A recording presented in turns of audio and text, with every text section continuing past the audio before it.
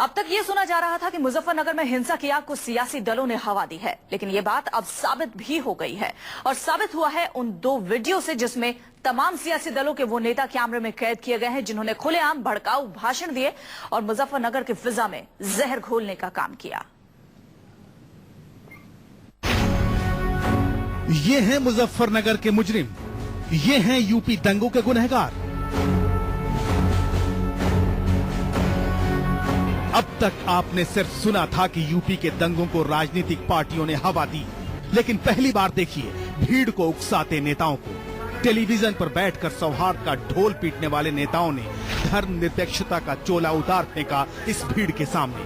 30 अगस्त को मुस्लिमों की सभा बुलाई गई थी इस इलाके में। भीड़ जुटी तो अल्पसंख्यकों के हिमायती नेताओं की फौज भी उतर आई। देखिए इस तस्वीर को, ये बीएसपी सांसद कादिर राणा हैं। जनता की नुमाइंदगी का दावा करने वाले कुछ और नेताओं का भी जमावड़ा लगा यहाँ। मुस्लिम समुदाय के हितों की रक्षा के नाम पर उग्र भीड़ के सामने भड़काऊ भाषण दिए गए। इन नेताओं ने जो कुछ कहा उसे हम आपको नहीं सुना सकते, लेकिन इतना बता दें कि इस हमाम में सब नंगे थे। बीएसपी विधायक नूर सलीम राणा, कांग्रेस नेता सईदुज्जमा, समाजवादी पार्टी के नेता राशिद सिद्दीकी, सब के सब इसी भीड़ में मौजूद थे। अब जरा दूसरी तस्वीर देखिए।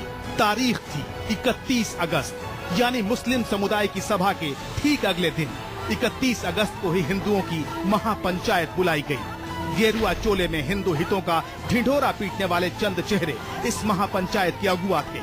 जरा देखिए, ये बीजेपी नेता साध्वी प्राची हैं। उनके सामने हिंदू समाज के कुछ पैरोकार भी थे।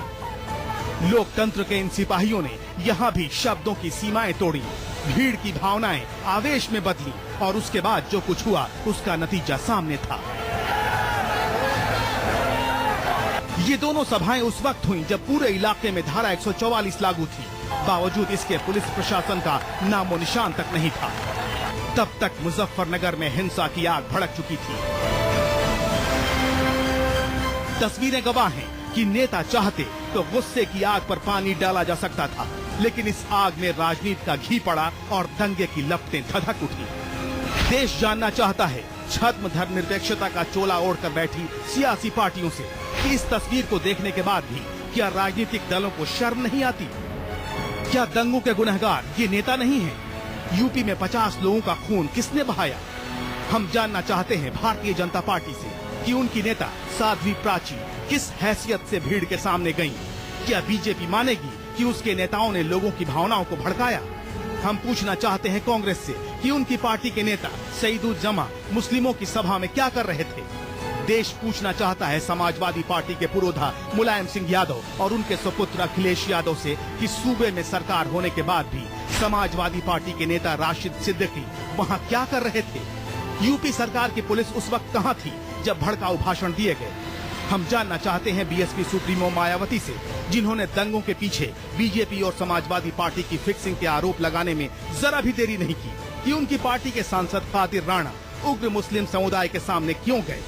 बीएसपी विधायक नूर सलीम राणा का रोल क्या था?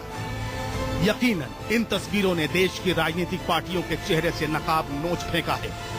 अब सब कुछ बेपर्दा हो चुका है। एक दूसरे पर लगाए जा रहे तमाम इल्जामों का सच उत्तर प्रदेश की 20 करोड़ जनता के सामने आ चुका है। फैसला आपको करना है। क्या अब भी ये समझना बाकी है कि कौन है मुजफ्फरनगर के मुजरिम? धर्मेंद्र कुमार, मुजफ्फरनगर, न्यूज़ 24।